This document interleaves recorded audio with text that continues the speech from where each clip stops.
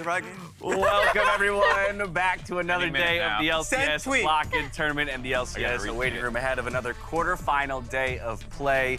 We're just rushing to get a tweet out. We gotta get it out. Raz had to verify. Raz versus Twitter round 2. Twitch channel we were on. Like, I'm always hypersensitive. Sometimes it's like, is it still twitch.tv/riotgames or is it /LPL? It's watch.lolesports. Is it that too? .com. Yeah. You do need that last part in order, in order to get to the website, Mark. No, you don't. How's the internet work? It'll autofill it. Maybe it will. Who knows? I've never tried. Either way, let's dive into some topics. Top of the day, we have to talk about Dignitas. I know we've got a lot of games coming ahead of us, but Dignitas with a massive, massive upset. Dodo even coming in to make sure that the entirety of the broadcast got the flame that it deserved here for having picked 100 Thieves across the board to appear in the finals. Most people thinking they would even take the whole thing. Okay, I think this just shows how much of a shock it is that 100 Thieves lost, right? Because, like, 100 Thieves is admittedly the incredibly safe prediction. They have their exact roster. Yeah. We knew that that roster was going to be here when we made these. So the fact that Dignitas were able to upset them is pretty insane. And they also, like, they were one of the few teams that scrimmed in preseason in Korea too. Like, they got all their ducks in a row, came in here, lost the FlyQuest in group stage, and then of course this happened. Yeah, and I would say it's not even like it was a crazy coin flip kind of way that they lost, where it's like, oh, they got snowballed on by some cheeser picks from Dignitas. Like, for the most part, it was pretty standard meta. Games went late. Wasn't a 2-1. No, it was not a 2-1. Like, Dignitas outperformed them. That's all that happened, and that's why it's even crazier in a lot of ways. Straight up 2-0. And that's why now we kind of have to reassess Dignitas as a team because it reminds us of Spring Split literally of last year. Yeah. Where this team looks really damn good. River and Neo performed insanely well that series. So now that River came in, fresh off the plane, instantly performing. I think the big thing with River and what we saw from Dignitas yesterday also was that his understanding of where to be in relation to his lanes early was really important. And that's actually, along with some draft choices, what helped shut down 100 Thieves' bot lane. So they obviously recognized that this is where we have to attack, and it's smart. I still think, I like what I saw from Dignitas. I still think some of the mid and late game needs work. So when we're looking at, okay, where does this team go from here?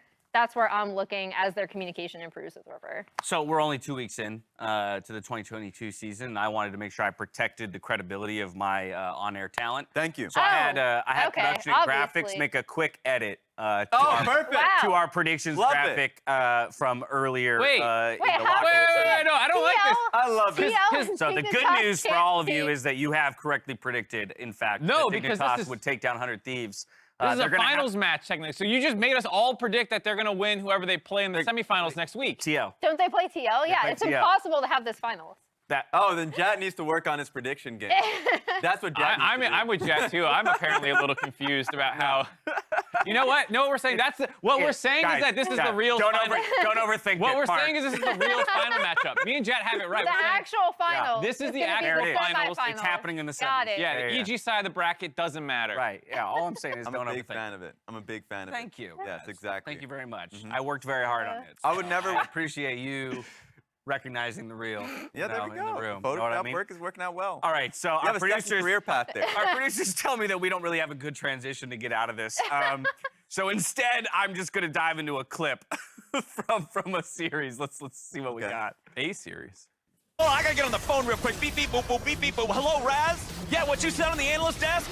Yeah, Neo? Yeah, that was right. This is exactly what we wanted to see here from Dignitas. This is exactly what they gotta do to be able to fight back against the reigning champs.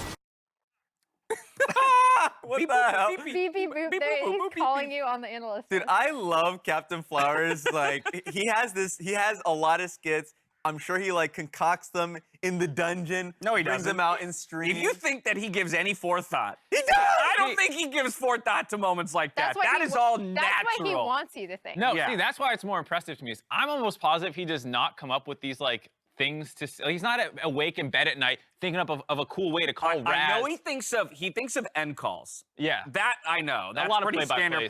play-by-play thing. But, like, those he's in the not moment- thinking of a Raz phone call bit late at night. I mean, But- maybe he is. I don't know. No. But we've got a lot of good bits on that official TikTok channel, LCS Official, so there we go. Damn right. Wow, You know we have a Raz. TikTok. Excited I every didn't now know, and then until like a few I months didn't ago, either. and then I went to it. Yeah. And my face is all over it. And I There- was like, how did I not know that they're putting videos of me out into the world? There's There's a on licensing fee for TikTok. using your face? Yeah, There's what? no licensing Where, fee. DMCA Are you them. gonna charge the Screwed up. LCS? Get in there. I'm coming after you, right? Streamer meta. No. It's good fun out there. Go check it out. All right, now on to some real stuff. We're going to get a look at Golden Guardians today, and I know that this has already been a topic of conversation, but I kind of wanted to take it one step further. In an interview, a video interview with D-Gon, so if you have not seen it, make sure you go check it out. Great interview with Chime. Chime said, I've got to be a bigger voice for the team. No soft language. Just we should play for this. Last year, I had a lot more of a collaborative voice, like I'd suggest ideas or I'd make some calls. I was kind of both things, and now I want to be doing just one of those. So he's put some very specific goals out there on paper, but I kind of wanted to talk about what good communication in League of Legends looks like, ultimately, right? Because I think he hits on one very key piece, which is the active voice, right? And not using, like supposing language. What if We could do this. We could We could do do this. this, yeah. It's let's do this, or this is our next objective. Yeah. When I was working with Chime in his rookie season, this was definitely like a big takeaway. I think for your rookie split, of course, just like getting to learn a lot of the concepts is a big thing. And just, of course, working on your fundamentals.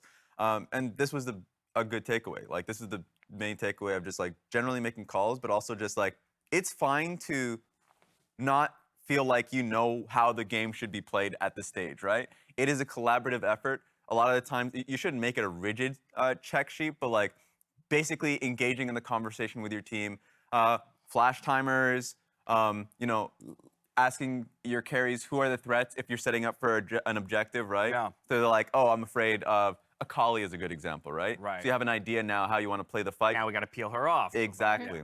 Yeah, I think I was gonna say it changes from team to team too about Yep. exactly who's saying what and Yes. what communication is valued. Sometimes those kind of more suggestive calls could be good in the team where you don't have a super communicative teammate and you're like, hey, do you think this is Yeah. good? Like, how's your clear going? Like, do you need camps on top side? Are you falling behind the game?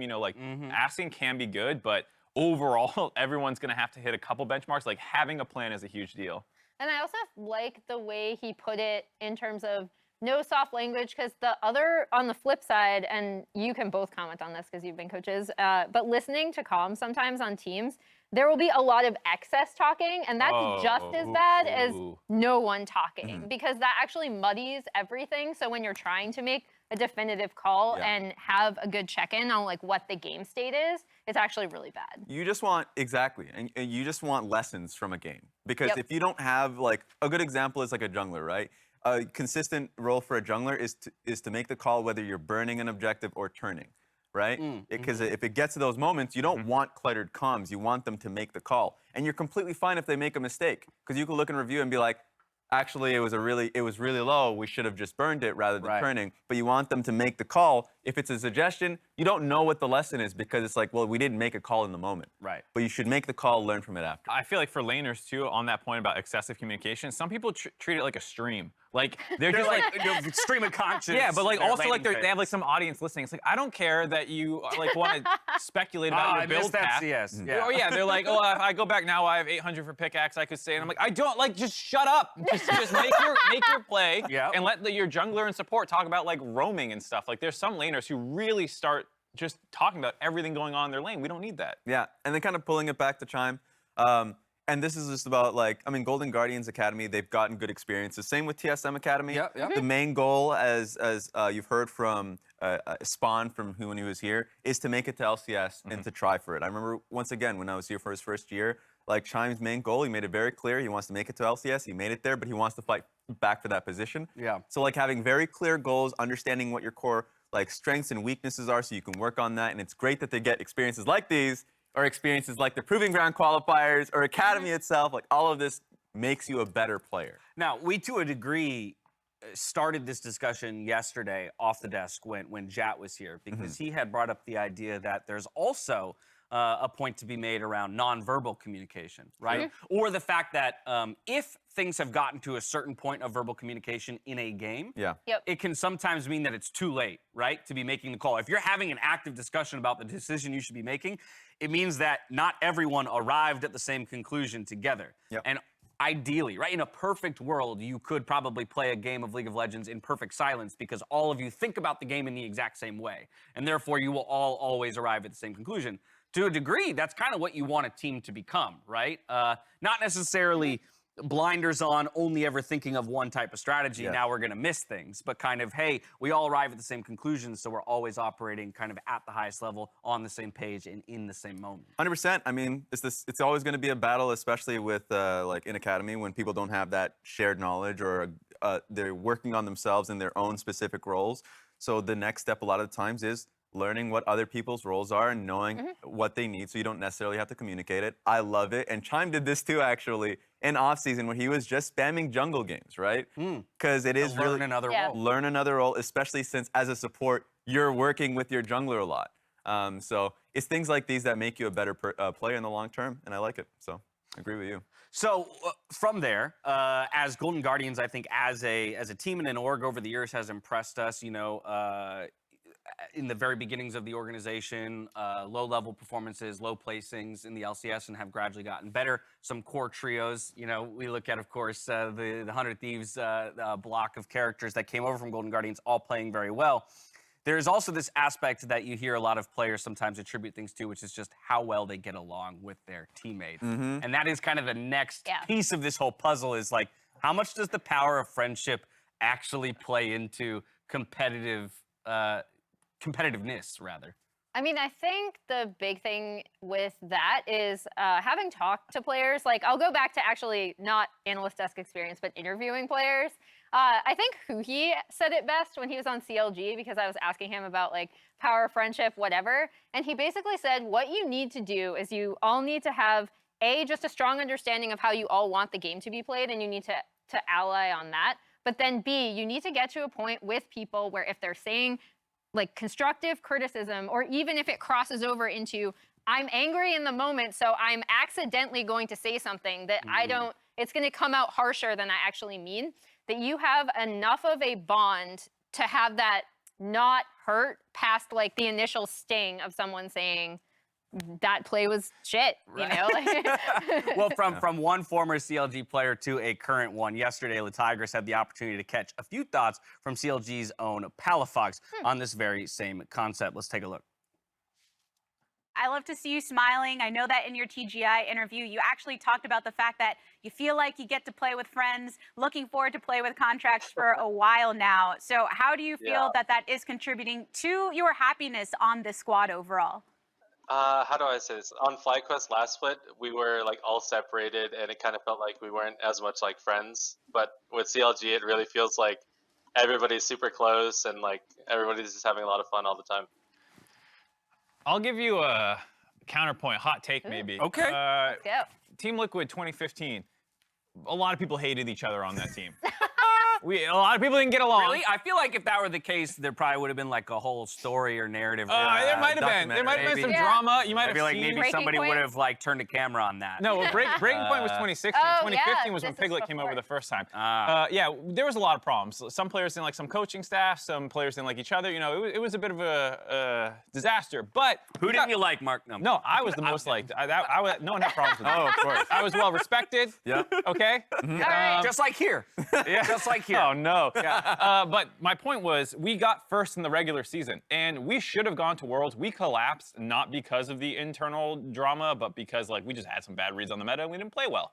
You can be a good team in the short term without being friends. If you have enough talent, if you can be professionals, when it comes down to it, like you can make Worlds. We should have made Worlds. We failed for strategic reasons, but then in between 2015 and 2016, then that roster blew up. Right. And so the friendship and camaraderie matters more in the long term if you're going to stick together with these players. And that's like where it matters more for me than actual like on a given Saturday or Sunday. Yeah, I was going to say another really good example of what you're talking about is actually 2014 Royal. that team internally, not a heard some good bad things with atmosphere. Uzi, yeah. Not a great atmosphere. There was also a language barrier where like people were joking that it actually might have helped because then they couldn't They couldn't insult each other. They yell at each other. exactly. I don't know what you're saying. I don't know what you're saying. No, but like I actually agree with that point too. Like I think if you want to, especially the way the game has evolved now, if you want to win a world championship, your communication can't have some sort of like a lot of internal conflict. No, without a doubt. That can't be resolved. Yeah, 100%. So we'll continue to track that. Just a cool conversation on how that kind of synergy matters. From one team dynamic, though, to another, this was just a fun moment, I felt like, throughout the weekend. But again, to a degree, kind of points to what looks like a very healthy environment because it was all done kind of in fun and jest. And we'll use this comment here from Linky Kins to get into it. Impact, the angry Korean father of young children, yelling at the Zoomers during the interview as they celebrate another Smurf game.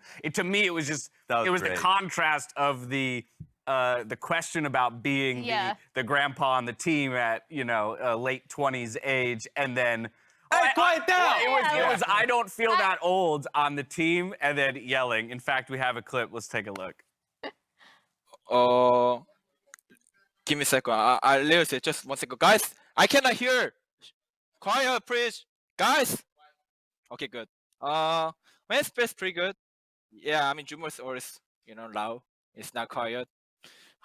I can hear again, but it's fine. I can do. I got surprised because I have interview because I Inter, so I was not expected. Thanks to invite and thanks to guys watching LCS, and see you after 2 days.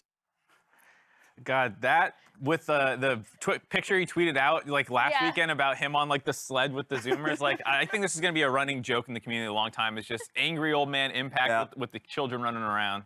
It's funny too because it links with the Vulcan interview where it was the same thing where he was talking about the grandpa and stuff. I was like, oh, that's great. The dynamic is amazing. So that's fun. You're winning games too, so everybody respects each other. Yeah, I mean, that's the thing. That's why I kind of wanted to bring it all the way to EG in the end, because they are the 4-0 team. And while, yes, tons of great individual players on that team, you have a nice mix of veterans and young players, rookies. And so that's always, too, where I kind of wonder what the dynamics of relationships will be like. When you have a hot young rookie who either develops an ego, has one already, or might develop one, or actually lacks confidence even, right? So how do you work with those young players, especially from the perspective of a veteran, someone who's done it for so long? The weird one is going to be Inspired, who is like successful. He has the experience because he was an MVP in the LECs. But also young.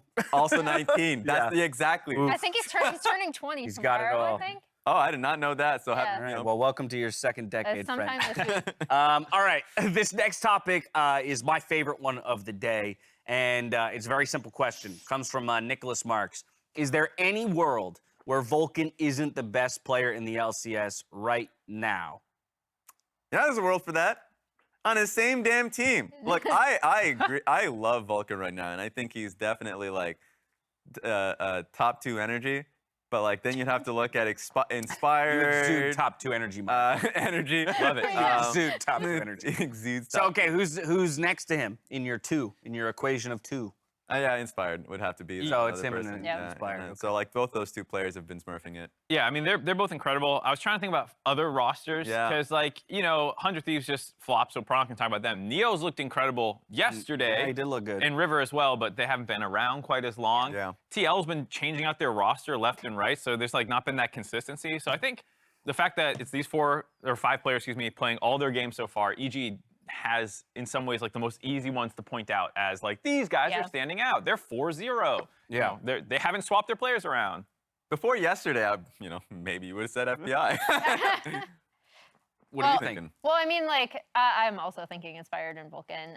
With FBI, it's also difficult because, like, yesterday, for example, I know we were talking about this in the green room before, but, like, once he gets behind as Caitlyn, if you look at some of his team fights, his positioning is still really good. Yeah. But then, like, he's not doing any damage. like he sets up everything for the fight well. The traps are there, they're all set. And because Dignitas recognized that that's where they needed to attack, he wasn't able to have the same impact in game. So like, how do you factor that in? Yeah, and there's also, I mean, there's just that one moment at Rift Herald where obviously they lost the 4v5 Rift Herald fight where you can always make a mention of like, oh, well, as a team, you can make a separate decision. But of course, he was like just instantly going bot lane and then realized, wait a minute, we're fighting for Herald. So I'm just late. So it happens. Like, those are issues that you have to go through. And I mean, now they're just done. So here's the follow-up to that. And I have a feeling we're all leaning a specific way. But, the Abominable Snow Ben, wonderful name. Wait, that's a sick name. I didn't even catch that when we chose this yesterday. Who won the Vulcan trade? Is it at the time that this was tweeted, Cloud9 was undefeated. So I'm gonna make sure I support my boy Ben here. In that, at the time that this was tweeted, Cloud9 was undefeated. So undefeated Cloud9 or undefeated Evil Geniuses. Obviously, now that Cloud9 has taken a loss and EG are looking like the favorite, I have a feeling most people are going to say that EG won the trade. But Cloud9 is not even playing with their starting roster yet. That's like, this is the lame answer. I know I'm about to give it, but like, this isn't Cloud9's plan. Like, you can't judge them based off lock-in when, Berserker and Summit and Winsome are all still in Korea with LS. Like, this is not the final Cloud9, which makes it a little weird for me to pass judgment. I would even challenge the concept. What's the trade? We just got Vulcan. What did you get? Like, money. There we go. Well, okay, yeah. Well, there we go. Vulcan worth. No, I mean, okay, yeah. Ignore the concept of a trade. I would just say, do you feel, basically who made the right decision or the more right decision for their team?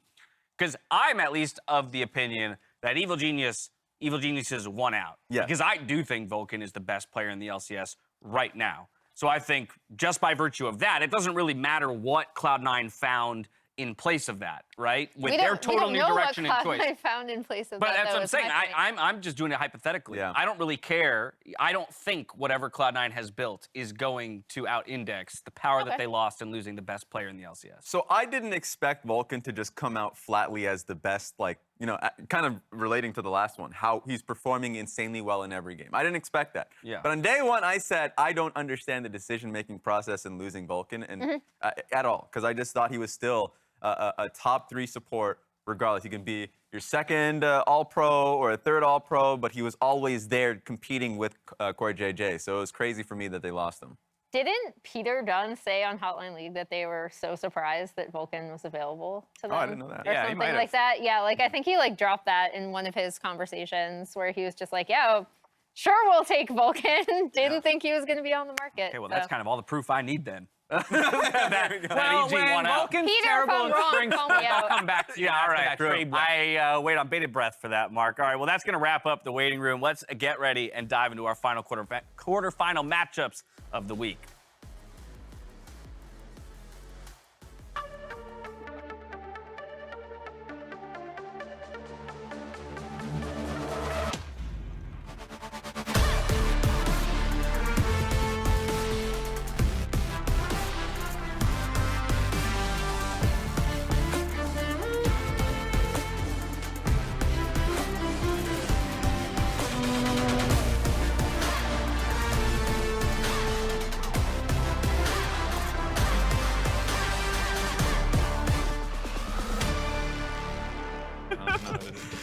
What's up, everyone, and welcome back to the LCS Lock-In Tournament ahead of our last quarterfinal day. 4 more teams stepping out onto the Summoner's Rift to do battle to book 2 semi-final spots. Let's go ahead and pull up our bracket. Take a look at what broke down yesterday. It was Dignitas Quantum Pay who took down our reigning LCS champs to make their way to the semifinal, and they did it in 2-0 fashion. Not to be outdone, though, Team Liquid would do the same, 2-0 over FlyQuest to advance to the semifinals. Today, though, we turn our attention to the bottom side of the bracket where we have EG versus Golden Guardians, and then Cloud9 versus CLG. So we kick things off with that EG versus Golden Guardians matchup. I think for most people, again, it's the only undefeated team out there in Lock-In, Mark. Heavy favorites. Yeah, absolutely, for that reason, as well as the fact that Golden Guardians, it is still their academy lineup. We talk about 100 Thieves playing Dignitas. Well, that is the Dignitas starting 5 for the LCS. Right. And so same with TL playing FlyQuest. This is probably the biggest mismatch for the reason that EG is absolutely stomping the tournament right now. They have the highest combined kills per minute, the highest goal difference at 14. They're tied in first for first blood percent, and they have the fastest, or the second fastest average game time, but that's all wins, whereas other people can lose very quickly. So they are absolutely smurfing the tournament, and then they're going up against this Golden Guardians lineup with a lot of young players. Hey, they at least have that one thing to your net. You said that they were tied, right? At least with first blood Is that percentage. what you're holding on to? Yeah, we're holding on to the fact that Golden Guardians Academy is also first, at least in first blood percentage.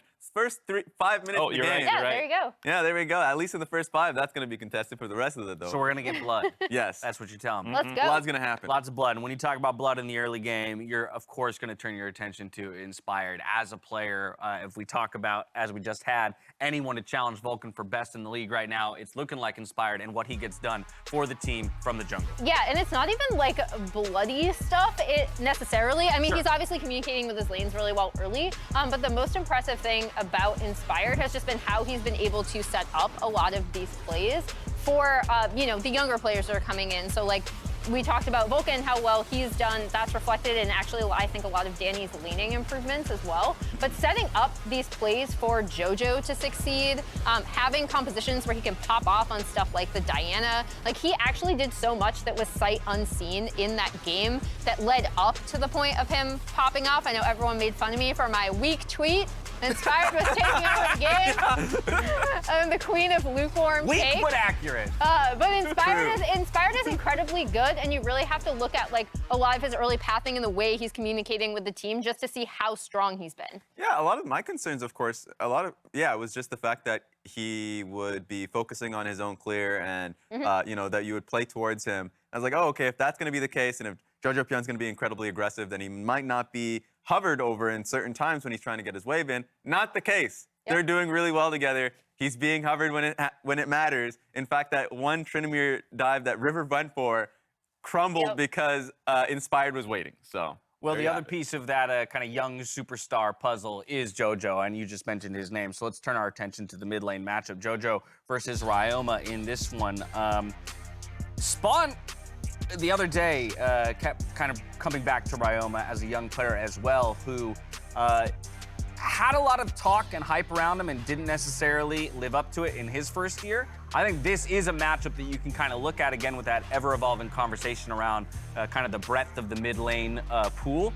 He could really make a name for himself here if he finds a way to outdo Jojo and Inspired. 100%, and I think that there's going to be a lot of confusion for people out there just at the stats that are presented there. I mean, Ryoma is literally just playing Corki. so he's going to fall Big behind numbers. in lane and then have like the huge number that he had there in the damage percentage is like a function of that. But these two players have gone up against each other multiple times in Academy, and then of course like have been two of like one of the best players in Academy. So it's a good matchup to see. Yeah, I think for Golden Guardians, easily Ryoma has been their best player. Their win was a lot of his playmaking, being aggressive, finding good packages on the Corki, as well as the game that they lost. He still had a good Zoe game or two. And so Ryoma is someone who has the ability, if this matchup is going to go in their favor, if they are going to be able to pull off this monstrous upset that we talked about, it would be finding a way to upset Jojo, who he has played against a lot in the past in Academy. Now, speaking of Ryoma, he caught up with Pastry Time after his match on Friday and shared some colorful insight on the mid lane meta. Check it out. You joke about it, but what is the mid lane meta like? Is it all control mages? Do you just have to pick these champions, or is there maybe a little bit more than the matchups we've seen? Yeah, I mean, I guess it was just like, the old meme Corki Azir. Well, I guess now it's like kind of Corki Victor. But, I mean, Corki's just pretty strong right now. So I feel like, priority. I mean, I think across all regions it's going up. So, and win rate's pretty high. And how is that for you in this game then? Obviously, you have the powerful champion in your hands. It kind of gets the late game. You need to make the big play. How was the end of that game for you, piloting that champion? Yeah, I mean, I think it's all about like, I think at least early game, like, I mean, in my opinion, I think Victor should win early. Like, you should try to get some advantages off that, whether it's like just a lot of lane pressure, I'd say, because I think that's the hardest part about Corki, just making sure he gets through the early game. But once he gets through the mid game, you kind of start piloting everyone and then trying to maximize, everything on the map. And once those objectives come up, you start packaging in and start farming people.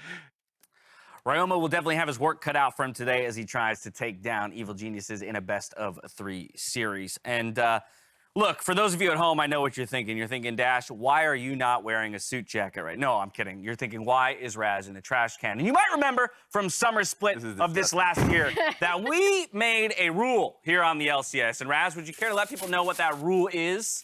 The rule is don't have your predictions come in late, or just please put in your predictions. Okay, well, the fact that you can't even, Yes, you have to please. submit your predictions before Please. the show starts, or you're going to have to do the opening of the show from a trash can. Raz has forgotten to submit his predictions for the day. And so, Isn't Emily, it clear? I will turn to you and ask for your predictions, and then we'll go down the line. So, Raz, you have a moment to consider who you think can is going to flip-flop win. if you This want. is a different No, bin no. than you were in. All I right, had so a nicer bin. Emily, You what had are a you doing? ghetto bin. Yeah, It was metal. they cleaned out the bin for Mark. All right, Emily, who are you going with? EG2O. EG2O, Raz, from the trash can. EG2O. EG2O. EG2O. EG2O, all right. Well, that's what it looked like yesterday when people made predictions, and it didn't necessarily go to chalk. So I gotta wonder if my analysts are just completely clueless or if they have their finger on the pulse of competitive League of Legends. From here, though, we're gonna dive into the first quarterfinal matchup of the day, and we got Freakin' Azale standing by for the call. Enjoy. Thank you very much, Dash. Can we really trust the predictions of a man sitting in a trash can, though? No, and we can't trust the predictions of anyone down there because all of them thought 100 Thieves was going to win the LCS. The only good analysts on Who air would have today thought that? are me and Jat, who's not even on. So, shout out to Jat and me for being the smart ones here. But we do have a game to begin very soon. Evil Geniuses and Golden Guardians Academy rosters are doing battle. Golden Guardians won a single game in the lock-in tournament. I believe that was against TSM's Academy squad, so they have made it into the lock-in playoffs. That said, they were against the only undefeated team in the LCS. EG were my pick to win the whole thing. It's looking very David and Goliath here. Absolutely. I got an interesting fact for you, though, and I promised I would have this. More Canadians than Americans in this matchup. Oh, nice. I was trying to think, I wonder if this has happened before in the LCS. Because I think it is very rare, because Jojo Pyun, Canadian, Vulcan, Canadian, Tony Top, and Chime, both Canadians. Yep. We got 4 Canadians. There's 3 Americans in this. And, Yep. as a Canadian, I was like, that's pretty cool. That is really cool. And both the Canadians on EG are really, really good. They're really, The really, best, really good. Best player in the LCS, maybe Canadian. Yeah. Vulcan. Yeah. I mean, you've got the easiest nod, I think, ever for Rookie of the Year in Jojo Pyun. Like, this feels like an obvious front runner. And Vulcan is already in competition for MVP with his own jungler. There you Inspired, of course, exceptional as well. It's going to be a fun look here. Just got a Sabotage Inspired, and he's the easy call. Here's the thing, though. If you Sabotage Inspired, do you win the LCS and then thus lose your chance at MVP? Oh, it's a tough call. See, that's tough. Yeah. You know? Like, Yeah. would you rather be second place in MVP to your teammate or just not in the vote? Ooh. First or last, First or Ricky last. Bobby. All right, First all or right. last. Hope it works out in the end. Maybe get Svenskeren back, turn it all back around. Tank the season or MVP, one or the other. Yeah. That's the clear call here. Yeah. All right, picks and bans coming through. No mid surprises. laners banned just yet. Well, now there is Okay. one banned out. So you TF could go LeBlanc. for Victor. TF LeBlanc is obviously a trade that is available. TF not yet played by either of these mid laners, but it's almost always banned out. Easy grab there for EG. Yep. We get to see Jojo Pyun bust this out and see how active they can be on the map and what kind of a style they actually want to play here.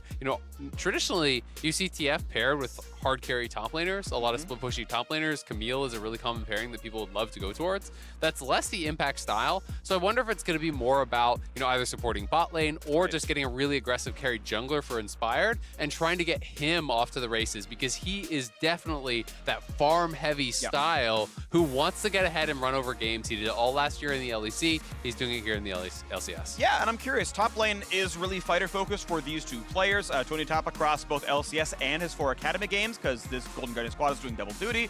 It's all fighters. It's all, Gwen, Camille, Renekton, that whole type the whole way through. And even Impact actually on an aggressive look as well with Gwen, Renekton, and Graves. Yes, he played Renekton before, but there's still the Graves and the Gwen in there where they are about getting a lot of farm and actually being big and being a primary threat come late game. So we may see EG play that side a little bit more than maybe they have so far this year. Obviously, Danny and Vulcan are great. Vulcan getting around the map a ton. And so I want to see what comes out next. Of course, Jinx, a highly prized backline champion as the Senna Hover comes in, and I like this. Now, again, need to repeat, we are still on 12.1. Next weekend, we will play 12.2, which is huge buffs to Senna, huge buffs to Tom Kench support. That's a very good lane, by the way, is Senna TK. It's very, very strong. So one thing I would recommend, but I'm curious which way they go with this one. And Danny actually did already play this once. He brought it out against Dignitas. We're gonna get an Olaf here, so I do think this actually really fits. And with more of the supportive style bot laner coming out. I mean, presuming this is for Danny because he played last time. Theoretically, it could be Senna support for Vulcan, but I'm gonna assume that it is Danny playing this. You have TF as well, so it feels like you're playing more for Inspired, right? Maximize the farm here on Inspired. Olaf has gotten bans in the LCS, but has not yet gotten picked. It's been getting banned against Contracts. It's been getting banned against Blabber because that's kind of one of his signature champions. Has some plays around the world, 13 plays, a little bit below 50% win rate, but I do think it really fits Inspired's playstyle. It's something that he has played a lot in the past, and with Senna ult coming cross map, with TF ult to really support you as well, if you can get in the face and get ahead of Iconic, it could be a tough time for the Xin. Yep, all about snowballing the early game. Olaf, maybe the single best face check in, pre-level 7 League of Legends for junglers. If he's there, he's probably winning. And of course, Senna can cross-map, TF can cross-map. They can either join directly or indirectly and give him a lot of support. So EG could run over this game through jungle. And I always really like, generally cross-mapping ults with Senna, you can get the shield very consistently. You can't always hit the damage, but it's super easy when you have TF because you point and click gold card, you communicate that you're going in, the ulti comes over top, you get a couple hundred extra bonus damage, which is pretty significant, on top of that shielding for pulling off dives, for pulling off kills. Is one of those things that I'm going to be tracking as far as EG's communication and coordination. For sure. So we're going to see the bans come through. Gwen dropped off the table. Nautilus as an engaged support, of course. Knowing the read here, Golden Guardians knows the general way that EG plays this is Danny is taking the CS. Vulcan's playing a Relic Shield support. So yeah, we're not looking at set. We're not looking at, farm Tom Kench or something down there. So not the looks at this point in time. Of course, Tom Kench, again, not great support in 12.1. But we go to the second pick phase now where EG needs support. EG needs a top laner. We know Graves is up. We also know that they'd be forced to blind pick top lane if Golden Guardians wait and grab a support right now. I would expect them to grab a support. We're going to see something new from Chime. Everything he has played thus far is already banned out. A lot of support bans, 4 from EG. There is the Nautilus as well, so it will be the Leona coming through here. Nothing too crazy. Going to give them a bit of engage because they are lacking in that department right now, and I think that's why we saw the Rakan getting banned out after the Nautilus was taken off here. And see what the next pick is going to be. I don't expect that is going to get locked in, but it's hovering on 0. So yeah, the timer didn't reset since the lock-in on Stixay's side, so it was kind of down from 30. Gragas going to be the lock here. Now, that is still a top support flex right now. That said, they got to pick both anyway, so it's not doing any heavy lifting here in the draft. Graves would make sense as one thing Impact's already played. It's a pretty solid blind overall. I think its matchups into fighters tend to be pretty solid. And so if that's locked in, we're looking at Gragas support here with a Senna. And I wouldn't mind Gragas getting the farm, to be honest. Okay, we're going for Kennen instead. It does add some more magic damage to the roster. It's even more go forward engage, just starting fights, going off, as fast as possible. And so, yeah, my last question is just, is Vulcan farming or not? Because it can go either way.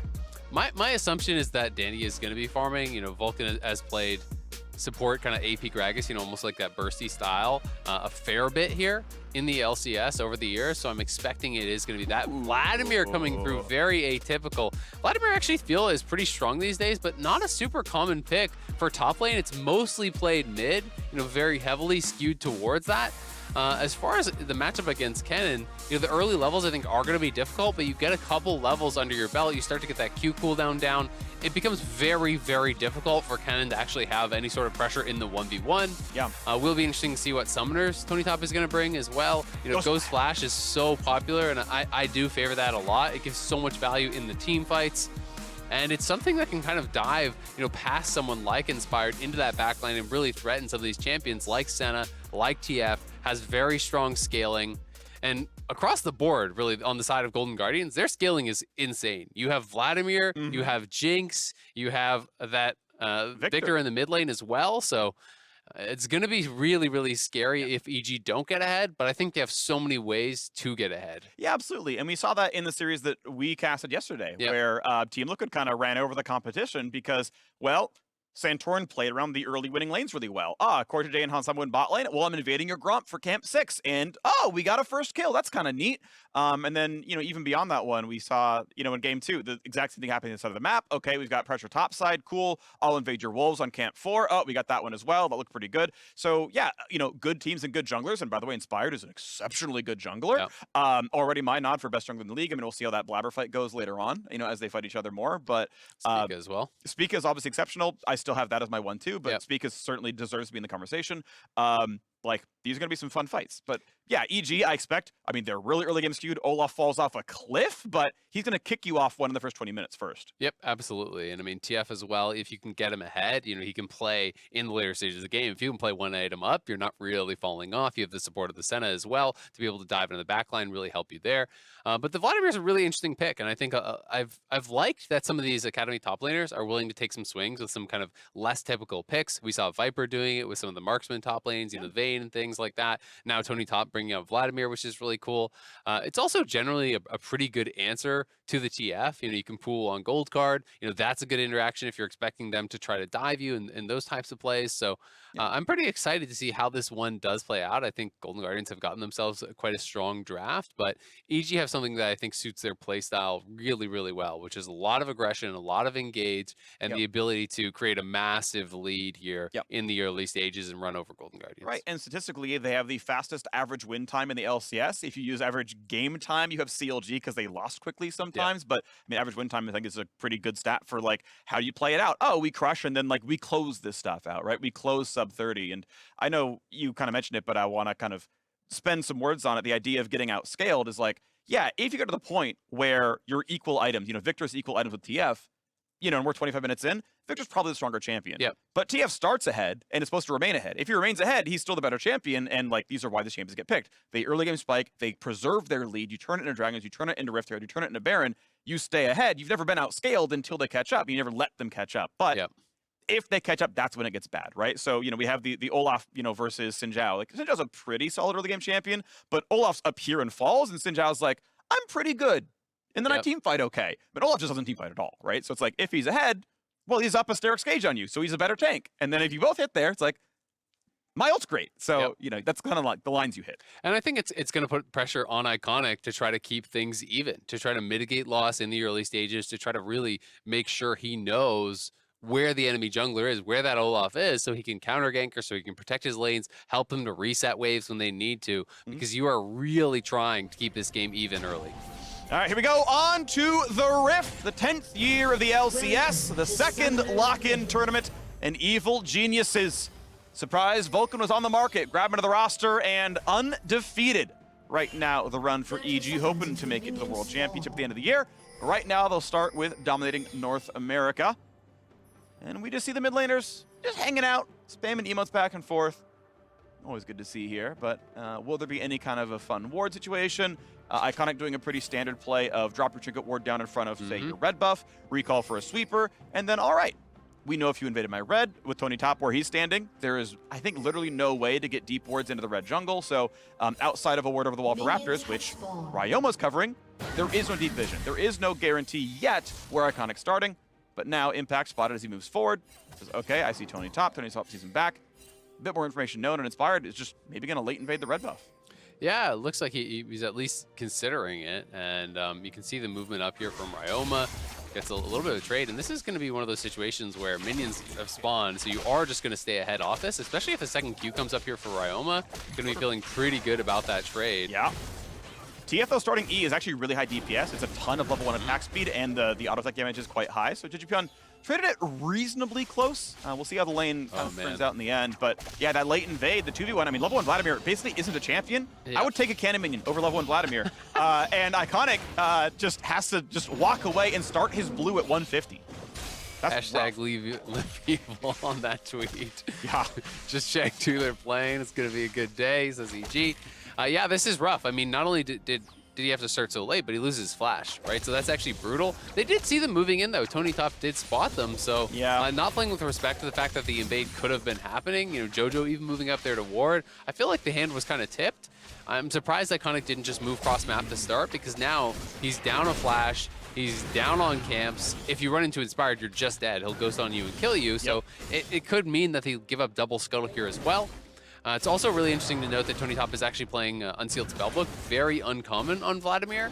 And I think his option was, you know, either go Ghost Flash and do it that way, or he's kind of playing with the Unsealed Spellbook. He's playing with his TP as his default. He can swap to things like the Ghost and the Ignite and the Exhaust for the team fights. And just thinking it's not that much about the laning phase. You're not going for something along the lines of, you know, a Predator or Electrocute, kind of more common runes. Good early trades out of Ryoma. They're actually forcing what could have been the first recall out of Jojo and indeed will do so. So just a Dark Seal for his first buy, and then going to go ahead and TP back into lane, full health, full mana. Okay, fine, but obviously it's going to be a bit of a lane lead early on. We'll see if Ryoma gets to get much more. And Inspired, of course, going to finish his triple buff. Right now, up about 2 camps. Going to be about up a third now.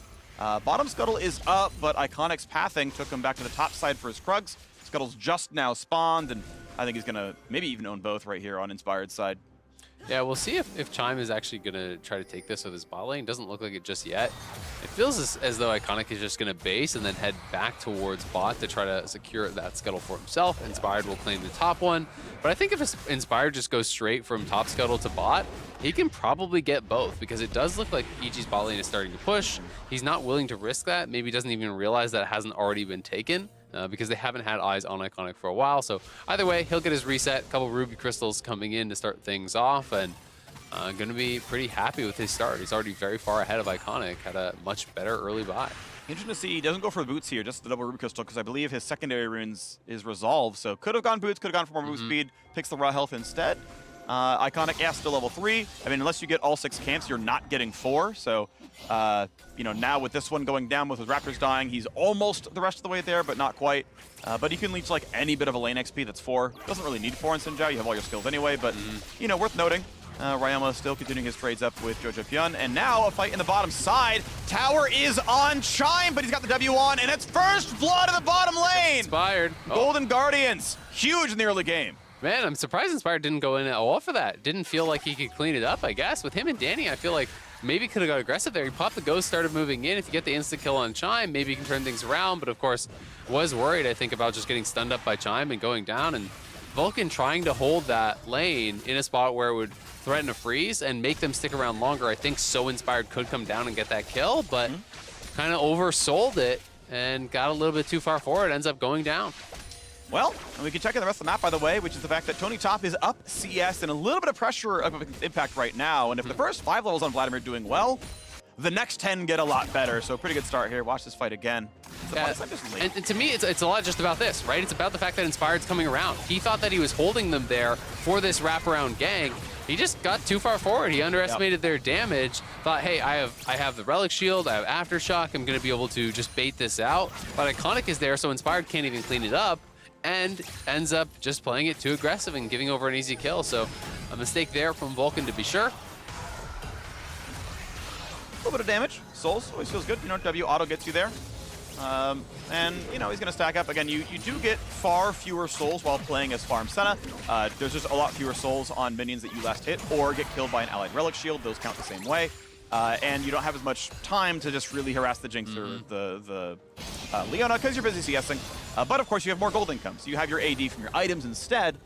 Just less attack range and you know, fewer free souls. And it does look like he's probably just going straight Kraken Slayer here. You know, has the pieces of that Noon Quiver. Just working towards that. No tier, no lethality. As you know, that build is very powerful, and I think it could have been an option this game because it's not a team with a super tank that you have to kill, but maybe just feeling like, hey, I'm just going to be hitting the Xin, I'm going to be hitting the Leona mostly, and wanting to try to maximize DPS for that. I will say, though, I am partial to support Senna, and actually a very supportive build, doing items like Locket and Redemption. It actually allows you to still have decent damage. Obviously, it's no Kraken Slayer DPS, but your damage is still fine, and you're a full support. Yeah. I will say in this comp, their consistent damage is really low, so I definitely don't think it fits in this comp, but you know, you're talking about obviously supporting a normal marksman with that, and I do think it can be viable that way. Or Inspired or whatever, Yep, Inspired going to be grabbing another red buff here, so Iconic not having any access to that yet, and Scuttle spawns top, so he's going to take that again. And it'll be interesting to see when they try to make a move towards this first dragon. You know, I do think that EG wants to start pushing the pace of this game. We talked about their early game power. Jojo is post 6 now, so you want to be getting a reset, starting to look for plays out on the map, starting to really kind of build up those win conditions around Soul, around Herald, you know, to extend your lead. And the situation right now is Inspired's up, you know? You can't really debate that one. Obviously, the level 1 was really, really smart. There's not a lot Iconic gets to do. He's a slower clearing jungle in the first place. And yeah, we've got a solid 5 camp lead for Inspired. That's a big deal. That matters a ton. Any fight involving the junglers is going to go EG's way, assuming everything else is equal. However, there's a first blood on Leona. Not optimal, to be fair, but it's still 200 gold on Stixxay. So he's ahead of the curve, right? He's up 3 CS and an assist. And so I mean, Jinx is off to the races. Yes, Senna scales very well, right? The Souls mechanic is obviously pretty valuable, but yeah, if Golden Guardian is getting this early game, that's great.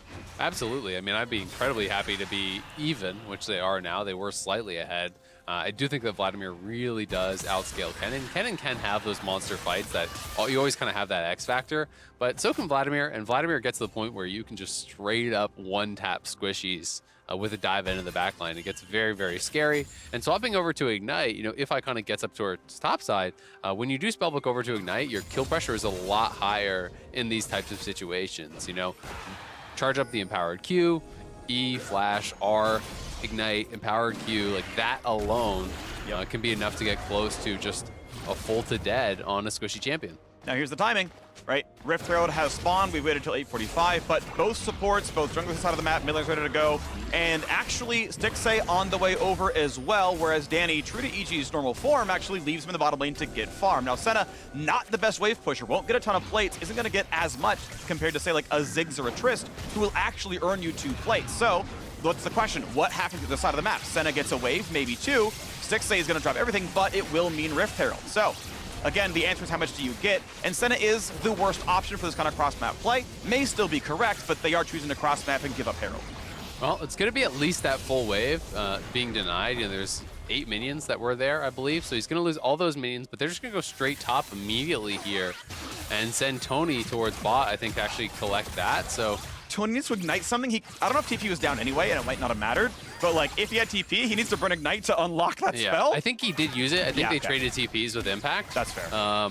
Is my assumption. But either way, you know, he'll be heading down. They are going to lose at least the 1 play, but they're looking for the engage here now. 4 versus 3. Senna ult to help as well. So 4.5, and now the fight begins. There's a ton of burst, and Chime will die. And then with Kennen over the top, it's going to be a kill as well onto Iconic. And now Stixxay is left alone. Gold carded and killed. A beautiful play by EG to collapse topside. I like the thought by Golden Guardians, but the teammates got there. Yeah, really nicely done there. Now this is Tony going for that kill. Flash for Flash. Ignite cleansed as well. So nice attempt, obviously with level lead to try to push Danny out, but mid laner got to show up. AD carry got to help a little bit with the ulti, and EG just had a way better play. Yeah, absolutely. I mean, Ryoma, he couldn't TP onto a minion or anything. TP is not unleashed yet, right? So he TP'd defensively to the tower, but that's way behind the play. TF ults in here. You can see, they see Victor on the mini-map. You know, Victor's chilling farming, so they're making the call to go. In comes TF, in comes that Senna ultimate. The TP is actually fairly quick here onto the tower, but you're just so far away from the play. Stixxay is completely cut off. He's never gonna get out. And this was just a really good setup here from EG, a good counterpunch after giving up that Herald top. They get so much more because they get the kills top side, they got the plates bot side, they denied farm bot side, and that is gonna feel really, really good.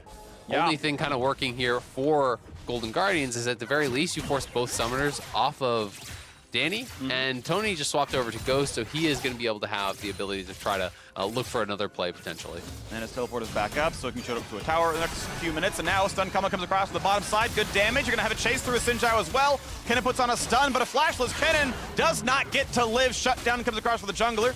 He's in chunk out of Ryoma, who's keeping his farm up pretty well, and tries to push Jojo down out of the lane. But again, those TF ults have been good. The one for the 2 kills. Yep. It's the Victor classic. Just ult the wave, push it out. Try to get pressure through that, but the kill on bot side means a couple plates here for Golden Guardians, and the ult's not going to amount to too much. Inspired's not going to want to go for this straight up into the 3-man squad. There would be a lot of damage without anyone really to back him up. Vulcan would not be enough there, and Danny playing with fire a little bit. You have to show respect. Anytime they have the empowered Q and Ghost up, it's a bit iffy. Looks like Stixxay, they're just going to give over his kill. Yeah, not going to stop the base. Yeah, even the chompers wouldn't matter. Of course, Olaf could always ult through it, so he's like, yeah, I guess I'll kite downwards instead. Get away from the team. Overstayed, though. I mean, you know they're both in the area, and that is a foolish death. They even have a ward and try, so I'm kind of confused as to how this happened. You have a ward here, you have a ward here. One hit, now Impact's in, gets the stun cage down, just lives. Yeah, so careless death from Stixxay on that bot side. It's going to mean he gives up his life. Dragon will go over here to EG, so EG finally getting a neutral objective and starting to really take over on the map. You can see a good 30 CS advantage here for Inspired. He has the kill, he has the assist as well. Gonna be feeling pretty good about that. Ryoma putting pressure down on Jojo, but Jojo has his ultimate once again, so it's time to look for plays on the map here, and we'll see if he can get active and really try to find something. But this has got to be a frustrating game for Iconic, who has just had his buffs taken away constantly here by Inspired. Yeah. Vlad top, sorry buddy, no lane pressure. Sinjao Olaf, not a 1v1 you win either. Obviously you can just like Olaf ult Q3 and you're like, yeah, my stats are higher than yours, like it's not gonna work. So at least we get the Herald summon though, and at a pretty good time. We're gonna knock down 2 plates with just the auto attacks. I think it's staying just about in range to share plates. No, I think that all went to Sinjao actually. I think Stixay walked far enough away to not get any of that share. Probably would have been useful. Flash forced out of Ryoma as TF and Olaf show up in the mid lane. Nice attempt right there, but it's a 5-minute cooldown burn. A 5-minute cooldown burned. They do at least get the ulti off of both of them, you know, Inspired Pop Diz and Jojo, so not going to be as much playmaking available for them right now. No big objectives on the map just yet. But 6A does have to be a little bit careful. You know, you always have to pay respect knowing that the Olaf is in the area, and I think that's why we see Chime is kind of moving down on the minimap here, you know, getting the vision, just trying to cover this sort of area on the map. So that Olaf would have to walk through him, and given that Olaf doesn't have ulti, you can probably just stun him and walk away. Yep, it's one of the biggest things to learn playing solo queue. Anytime you start to get in these swapping scenarios where... Oh, look for Vulcan. Fight. Hold on, yeah, Vulcan, stun. Oh, he gets the body slam in time. The rest of the combo might come in. Beautifully timed Cask. Gets Iconic back out, but able to still slink away. Flash, of course, burned, ulti burned, but a survival for Vulcan. Yeah, really good reaction time by him. Very quick on the body slam to actually be able to get out, and a great disengage ulti as well. This is kind of a bit of an awkward situation, though, where Danny's just 1v1 laning against Tony top. You can't really push up too much. You will lose that 1v1 if Tony can really connect with you. And Inspired is just really trying to maximize farm. So even though they are ahead and they are stronger right now, they have to kind of give things up on the top side because Inspired is power farming down on bot. He has now turned that into a 40 CS lead. They do lose their flash of support, but Inspired is getting ahead. So he has got to really pay that forward now and be effective in these coming fights. There's a small window for about 15 seconds where Tony just got his ulti back, and his flash is a shorter cooldown because of rune choices, that he had a flash advantage over Danny, and Danny's flash is up in like 5 seconds. So like right now, you could almost go for the all-in, and Danny has like ult for self-peeling. And there's like the tiniest window, like He's right looking. now. Oh. And Danny plays far back enough that rush being warded helps a little bit. I mean, I saw him go in, but now the flash is back. Now Danny can trade sums for sums and live, but there was a very small window. And it's passive. And I will say, you know, as long as you're playing with respect to the empowered Q, Tony should not be able to kill you unless he gets the empowered Q, right? So anytime he does have that charged up, you back up. Because really the way to get the kill is you charge up the E, you flash in, you release the E, you R to amp your empowered Q, you do that full combo, and that's how you do it. And he's trying to look for this, but Danny's playing with respect. Every time he starts channeling the E, he backs up. Every time he has the empowered Q, he backs up. And as long as you do that, Tony's probably not going to be able to find a window to actually get that 100-0 play. Yeah, the interesting thing is, though, like there are a couple times where it's like, you have empowered Q, you can flash Rocket Belt, you're definitely in range, because Senna can't flash yet, right? Like there was those 10 seconds where it's like, flash Rocket Belt will put you in Q range. They didn't really pool E, which is like a little bit more mediocre, but maybe it wasn't quite lethal. Either way, we'll move on to the play that we've got going on, which is top turret will actually fall first. EG's top turret was at like 20 health, but couldn't be finished. And yeah, the top crash is a lot of money. Top lane and bot lane tier 2 are the most gold valuable turrets in the game. It's upwards of about 800. It's really, really valuable, and this is going to be a lot of damage. The question is, can they get the rest of it? Looks like no, as Ryoma can clear the wave, but that is a sitting pot of gold waiting to be claimed. I mean, just look at the farm on Olaf. This is so atypical in a competitive game to have more than both of the marksmen, right? And this just kind of speaks to Inspired's playstyle. You know, this is what he did in the LEC. This is how he kind of won his MVP. He played more the selfish jungle style. He is not the guy to sit around hovering your lanes, help you cover all the time. You know, he goes for maximum efficiency in his pathing. And if there's a camp up, he's going to do the camp. If the gank is optimal while he's walking by, he's going to do the gank. Otherwise, he's going to continue farming. He's going to attack the enemy jungler, really get in their face and try to take gold from them. And that's how he creates these huge advantages. You know, he's good 600 gold ahead of Iconic, who honestly is farming at a pretty good clip for competitive play. Sure, yeah. I mean, 6-7 CS a minute is pretty reasonable for a jungle in you know, high yielded pro, and able to keep that mark going. But obviously, we're hitting the first big item way sooner for Inspired here. And as we get to knock down some more minion waves, the gold lead remains 2.5 thousand. Next Dragon's up in just 3 seconds. and I'm curious if Tony Top thinks this is the spike he's in for. Has the cooldown boost, Yeah. has the rocket belt. Like, this is a pretty solid spot to be at as Vladimir. I will say I really don't like cooldown boots. I just think sword boots are so much better on Vladimir because it's often about, you know, can you get that initial kill, right? And that's why I really do favor like the sword boots death cap style of build. I think it's extremely powerful. If you can get into that backline, you can threaten that insta-kill. You know, if you go really heavy CDR and you go Cosmic and CDR boots, you get more rotations of your spells, but often it's more difficult to actually stay in range of the carries for that long. So it is a bit of a trade-off, right? If you have a long extended fight, I think this is more powerful. If it's the 100-0 instant fight, the other build is just way better. Sure. And so I want to see if he's going for the one-shots, right? If they would have happened, you know, and do the mental math, and like, with 10% more damage if killed, ooh, it would have. Yeah, unlucky there. So keep that in mind.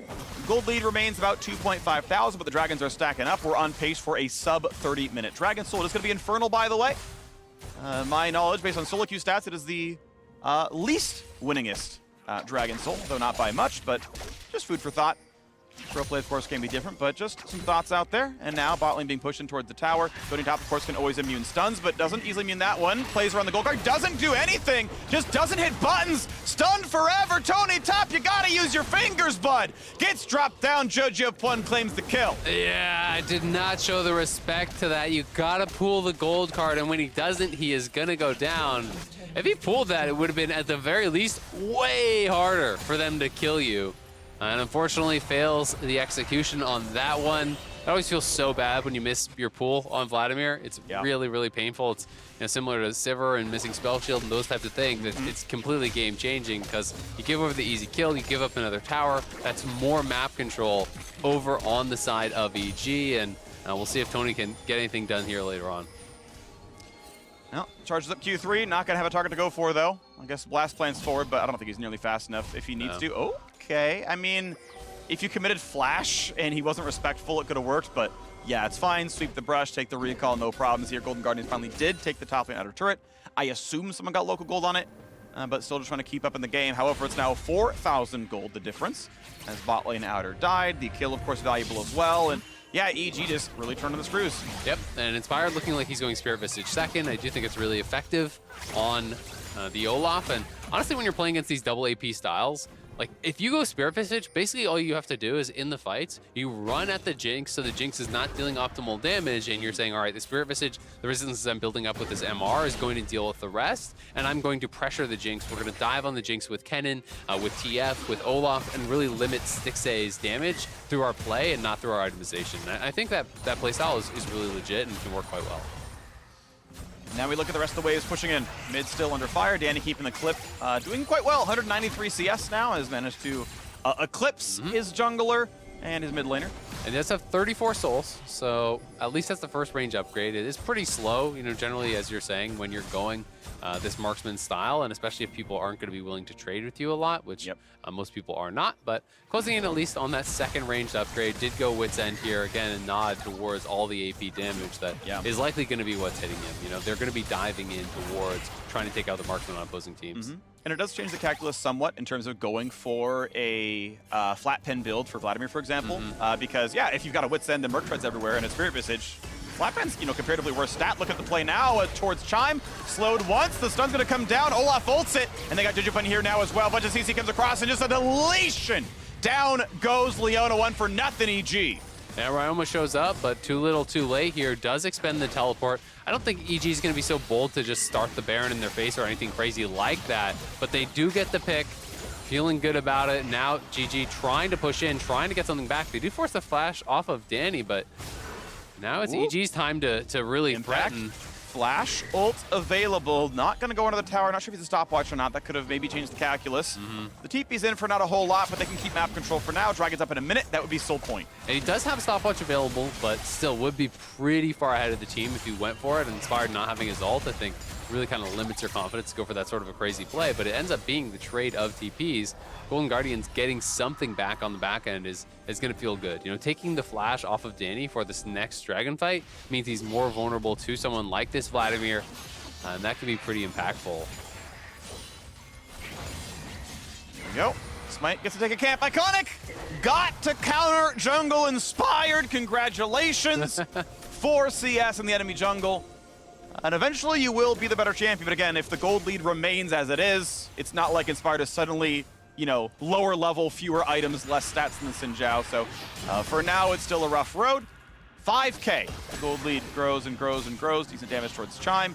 And the Dragons have been 8 seconds. Is this the time that Golden Guardians fight? No one's playing for the top wave. No one's playing the cross map, which means instead of gaining farm, they're going to fight for the Dragon. But the problem is they're fighting for Dragon on a 5,000 gold deficit and an instant death onto Iconic. Someone's got to, you got to believe someone hits him. Flash to safety. He's actually going to live, and that's because of the Senna ulti. No, Iconic! He just, if he ran in the same direction, he would have gotten out, but the mind games worked out. Danny claims the kill. Golden Guardians set up for the Dragon, lose it, and are still dropping farm in top lane. Just didn't have any vision in that river, and they tried to face check through here. Gotta do it a little bit more methodically, you have to feel like. Maybe check some of those brushes with the Victor lasers, do it a little bit more slowly, ward over the wall. Tony now getting caught here. Again, the stuns just keep layering in. He never cast the pool. This time around, though, it was Kennen getting a pretty instant stun. Not a lot of time to react to it, but it's Dragon 3. It's 2 more kills claimed. And finally, Victor claims 8 CS in the top lane. Objective bounties are going to be spawning here for Golden Guardian, so that's kind of your hope now. But at this point, it is getting so out of control. You're at soul point here pretty early. You're more than 6,000 gold ahead. Inspired is going to have even more gold in his pockets, and it's getting very, very grim for Golden Guardians. Decent damage in Vulcan, but able to jump the wall. Good spacing on the body slam. Then we're getting farther and farther away. 6,500. The numbers keep growing here as Evil Geniuses are going to get the side lane push as well. Bot lane tier 2 is killed, grows it to 7,000 now as a nice blast plant might mean more. Is there a play? Unwilling to chase it, of course. Chime without a Hex Flash available at the time. Obviously, his real flash is down. Nothing to do for the chase, and sadly, Golden Guardians haven't gotten a kill in forever. Yeah, just not able to really find anything. They will take the scuttle around Baron, so give themselves a little bit of safety there, but we saw Kennen push down bot, takes the tier 2. He can now reset, move out on the map, but EG can reset, get their wards, move out, try to clear out all this vision that has been established, you know, in this area by Golden Guardians, and look to start to threaten attempts on that Baron. Look to try to find picks as Golden Guardians try to establish vision, because really any even number fight is going to look really, really good for EG now. So they just need to try to draw Golden Guardians into that area and really start to flex that muscle. All right, let's see what's up next for us. Mid-wave clear, going reasonably well. Danny just going to keep clearing waves. Has gone Hurricane, very much an on-hit build here on the Senna. Some positive synergy with the Hurricane. We'll talk about it in a minute, though, as Inspired is chasing down on a Chime. Stun's not going to do anything. Ease 4 doesn't matter. Everfrosted and dead. Inspired finds his next kill. And now Tony Top finally gets his way to pool underneath the gold card. Ulti came in and did about nothing in that fight, but heal him back to about 70%.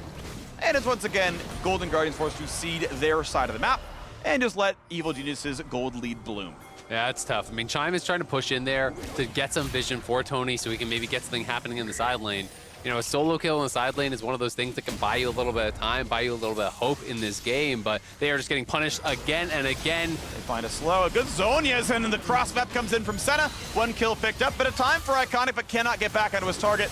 Gonna try as hard as the body slam builds some space, and down he goes yet again. A 2 for nothing over and over and over again. EG's kills come in 2s. It's a stomp. EG running away with it. Inspired, Jojo back to that bottom lane. As soon as someone's pushing out, they're just getting punished time and time again. And now, invading on this top side, at the very least, they'll pick up a couple souls here. And now that tier 2 mid could be under fire.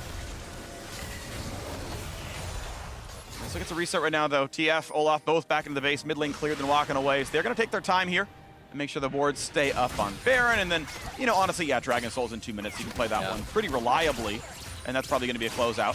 Yeah, and I mean, you look at the vision that's in this area. There's no wards from Golden Guardians on this whole side of the map. They have 1 side lane ward, or I guess 2 right here. But that's all they have going for themselves right now. And it is just so hard to face check into this, where Kennen could be in a brush, Gragas could be in a brush, Inspired is waiting there, and clearly has the damage, just knock down whoever face checks him. And Impact is now on a second item, and he hasn't had to use his stopwatch in 27 minutes, so he still has that. And it's just one of those things that's tough when you're so far behind. You can't force out these resources. You can't tax these resources. So Kennen's going to have effectively Azonias for 1 fight while still going a higher damage build. It's smart. Love to see it. Impact's been under very little threat, and it's been a good look as we keep clearing the waves out. Vulcan gets to look at some of the farm. Says, "Would I have a cannon?" No. Okay. Souls keep stacking up. About 40, 55, yeah. So 2 range upgrades. Not at the 60 just yet. Just items in inventory is going towards Rage Blade. And now Tony Top does not expect to be flashed after the body slam. Just walks through with Rocket Belt. But more camps get stolen as Inspired is in there. So a quick look at the on-hit Senna build. She does have very, very poor attack speed scaling. Her base attack speed ratio is incredibly, incredibly low, which in some cases makes attack speed items quite poor. That said, she basically does bonus on-hit damage. She does, I think, 10% of her total AD as just free on-hit damage up front. That's going to synergize with Hurricane. Of course, she bought it with Zen. That synergizes with Hurricane. So you have a little bit that kind of pushes back the other way, where you get some extra free on-hit damage that someone like Tristana doesn't get, for example. Yep, absolutely. I'm going to be feeling pretty good about that. And obviously, the Soul proc, really, really nice. Can start to really poke through that damage. Vulcan, getting a little bit aggressive, but playing near the wall, so he's just going to be able to retreat back. And now, have they overstayed? A great ult in. Yeah, pretty good. Ulti gives him some time. Has to flash away from Inspired, so impact on the flank. There's the flash ulti. Kill on the 1. Kill on 2. You have to believe. Getting low, though, and actually burned down. Victor claims the kill, but it's a 4v3 with a gold lead. Chasing down to Ryoma. Gets a shield. Not going to matter. 3 kills picked up. Flash red card. You have to believe it. And it means Stixxay is able to keep walking away to live. Had cleanse regardless, so it wasn't going to matter. And now Inspired finds another Q. Wasn't going to kill, but Stixxay flashed it anyway. 4v2 on the map. Health bar's low. Leona goes in. Stopwatch for a second to buy some time, and now Chime out of the turret. Is it going to be enough, though? The Rocks can come out. Stixxay is trying to get the kills. Inspired is low. Is it going to be enough? He sidesteps another axe. If Chime can get in, that could have been a couple of kills. Not quite the damage. If Stixxay had maybe 1,000 more gold, that turns around for a bit. But sadly, EG too far ahead. Yeah, just the slimmest margins there. Just didn't quite have the damage. If he could have got the kill there, get the reset, get a triple, maybe there's some sort of hope. But instead, they all get out. Danny's going to claim Soul here on the other side of the map as well. Really, really rough. And yeah, the flash red card there, but the slow is applied. He had to cleanse it anyway. And here's the initial play once more, trying to punish Vulcan, but he's playing it close. And as you walk forward, you're just walking straight into the arms of this Cass. Gold card into Cass, knocking him straight in. Impact in the backline, threatening. Yes, he can't get to Stixxay, who's playing it in his smart location, but he gets straight in onto those 2 members. Wants to hold on to the stopwatch, gets a bit greedy there, so does end up going down, but Inspired is just rampaging through this team. Ryoma falls. There is that flash red card that has to be cleansed on the slow, or he's just going to go down. And now EG back to live, clearing out vision around this area. That is going to be the game plan, really, from now until forever. Just clear wards out of this section of the map over and over and over. Force Golden Guardians to come into this area and fight you around it. Ooh, good knockback and a TF at the top. Yeah, nowhere to go. Goodbye to Ryoma. Maybe a retrade, though. Yes, they get the TF, so a 1-for-1, but the other side looks bad. Vladimir and Sinjao buying a bit of time. However, EG is too tanky. Inspired on the front lines, does not care about this damage. Blast plant not going to happen in time.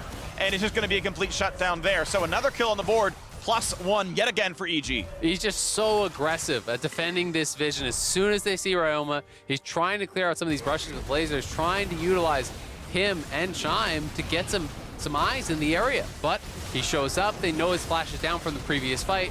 Instant ulti out there from Jojo. They get that kill. They get the Baron. It's going to be a good 12,000 plus gold lead now. So much of an advantage here for EG. Another range upgrade has come through as well for Danny. He's past 60. So the sieging becomes very, very simple for EG as well. We'll see where they send themselves. At the very least, the Golden Guardians have survived longer than the average LCS team here against Evil Geniuses. That doesn't reflect on the scoreboard at the end, though. It's still going to be a 0-1 start, barring some kind of major miracle. 98-2 at this point, something like that. This is very, very EG favored, and that, outscaling, they're going to kick in when you keep your gold lead above 10,000. Look at the play. They find a slow on a Jojo Pyun. Still the first stun comes across. Chomper's coming down, not quite for the first root, but he's at 1 hit. Is there going to be more going on? Not just yet. Rocket not going to find its target. Looks like it's a sidestep there for Jojo Pyun. So no kills, and now Tony Top too far up in the river, just shut down, and it's time to run away. Sure, TF might be gone, but can you win this one? Decent damage out of Victor. Chime still trying to frontline. Right now, Stixxay trying to lifesteal back up, but the rest of his team is already dead. Danny has shown up to team fight. Quadra kill! Penta kill! Danny shows up to clean it at the end. Danny going off. Another competitive pentakill for this guy. What a player. EG looking strong here in game number 1 against Golden Guardians, and what a way to finish it. Vulcan, instant body slam on that E-flash from Tony Top. Danny goes off, cleans him up, and EG are looking good. Well done. 32-30. Nexus falls. Evil Geniuses had a level 1 winning top lane, used it to completely destroy Iconic's jungle path and kept behind the entire game. We had a couple of decent looks from Golden Guardians, a kill in the bot lane, a couple of plays, but though they had ideas, EG executed theirs far better. The brains were larger, and they lived evil. Golden Guardians died evil. Yeah, I gotta say, Tony Top not having the best game here. You know, really, I don't think got much out of the Vladimir. Yeah. Felt like he kind of failed the interactions when he needed to really hit it. You know, had a few opportunities to maybe get something done, but kept just dying, getting CC chain down. And if you're a split second late on that initial pool, you never get to move because the subsequent CCs just come in and continue to come. Yeah. And he just ends up going down. And I've got to say, Faker only has one competitive pentakill. Danny tied with Faker now at the very least. I don't know if he actually got one last year because he had that delayed penta. That's a famous play. But I don't think that was it. So there you go. That's true. I mean, honestly, tied on the scoreboard. Better just as good as players. Faker. Better players are in the LCS, honestly. I mean, shout out to pretty much everyone on that roster. I mean, Impact, I think, just kind of sat there on side lane and was like, he was part of level 1 invade, but like kind of chilled the whole time. But the crossouts are really good, right? I like the Golden Guardians idea of, okay, we're going to bring bot lane up, play for Herald, and then stay there and go for turret. Like, I thought it was a cool play. It was a smart play. It was going to give a lot of gold and Jinx and accelerate the game. Problem is, they weren't really tracking TF, and they weren't tracking that, like, well, Blast Plant over, Senna ult, TF ult, it's a 4.5v3. And I'm sorry, like, Victor can't join in time. You already sent Tony Top down a bottom lane. It's not even in his name, but they did it. And oops, we went for a planned play, but there was actually a counter on the map already. And then EG's like, well, the game has been over from now on. And they just took control the entire time. I mean, Inspired was just so far ahead from that point. Really good game from him. But EG do take a decisive win to claim the lead in this series. And we're going to break it all down at the State Farm Analyst Desk. Thank you very much, Azale. Whoa, for giving us a chance to talk on this matchup. We're going to start by reliving that pentakill moment from Danny because it ended up concluding the game. Feels like we didn't really give it its due on air. This was sick. I mean, he deserves it too. So long, he was just side laning versus the enemy top lane. He was kind of left on an island while the team was making plays without him. So nice for Danny to get involved and finally pick up, I believe, his first pentakill ever. And for him to get to this point, I think the big thing, as Mark already pointed out, is that he was side laning. He was playing that really safely too. Like, there was not a time where he really got caught out in these matchups. And then, we've talked about Danny's like team fight positioning before and how strong it is. He is insane in team fights. Yeah, really well-timed flash on that one. Just the thing about Danny, you already know, he's confident he can take the fight, he'll take. Yep. Right, last one was an unofficial one. This one is an official pentakill. So gotta put it on the board. So well done to him. The draft looks sick too. Draft looks really good. I was very intrigued, though, as well by what Golden Guardians brought to the table. Yeah, Vladimir, sure, a little bit of a new look here in the LCS, but overall, the rest of those champions ticking a lot of the boxes that you would want in the meta right now. Yeah, I don't think we've seen Olaf yet in the LCS. I could be wrong, but it's been played overseas a fair amount as kind of one of the backup options once some of the main junglers get taken off, and it works well given the fact that they also got 3 pushing lanes. They are going to push forward the entire game and allow the TF to run over, and that was the game plan that they had.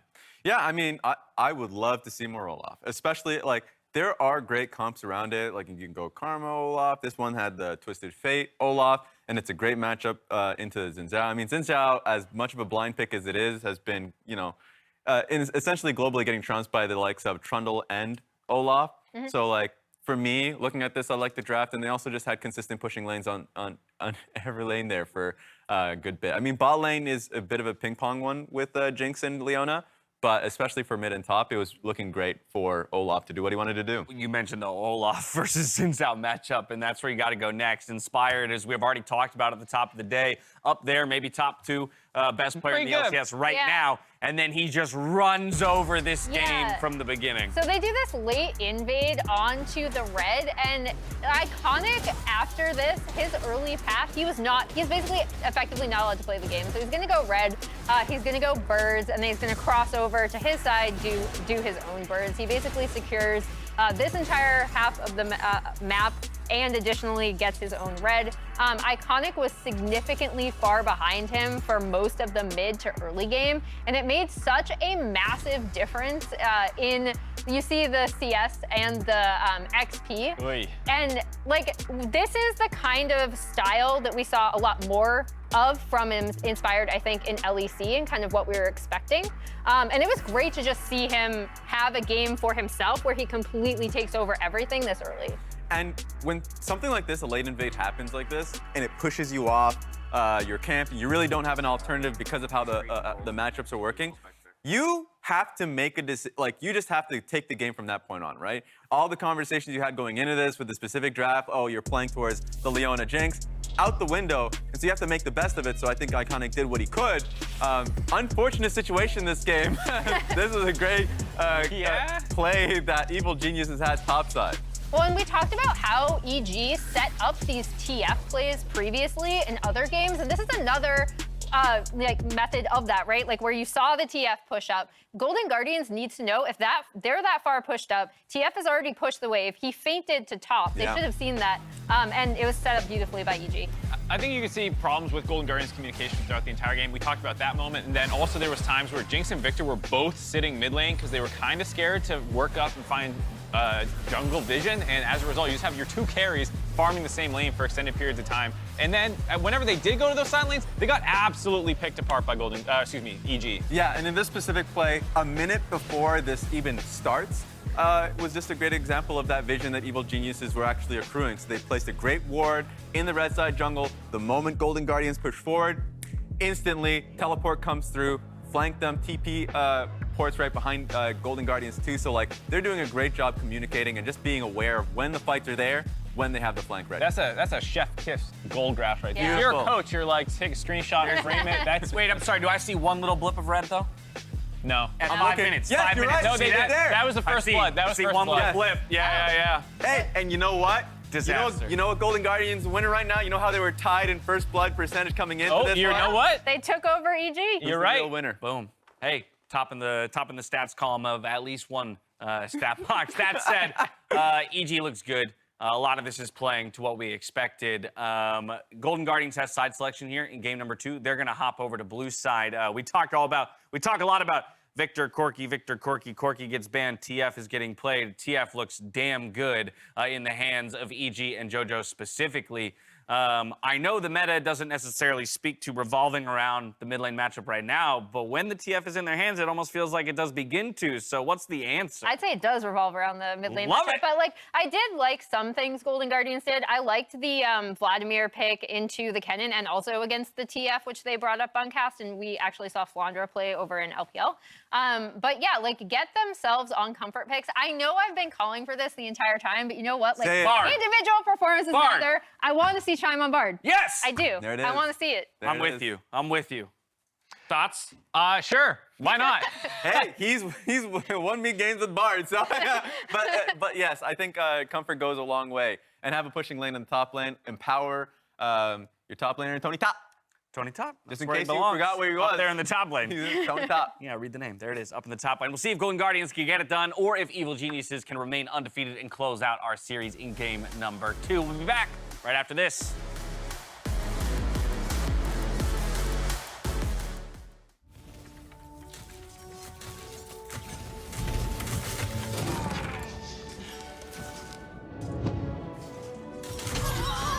Oh no! That was not even fair.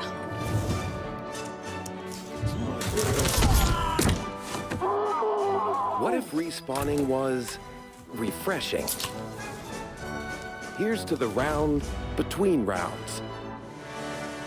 This game is rigged. This game is out to get me.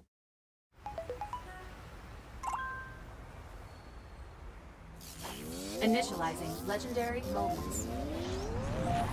Take a look while you can, because if you blink, you'll miss it. I'm sure you've heard the news. Gold, gold, and more gold. Here comes the big play. Oh, that's perfect timing. You can see this one coming. They get what they need. They got the mid. They got the support. They got the top. Are they gonna give you some fun League of Legends? Yes, sir. Welcome to the LCS. FTX, official cryptocurrency exchange partner of the LCS. Sequence complete.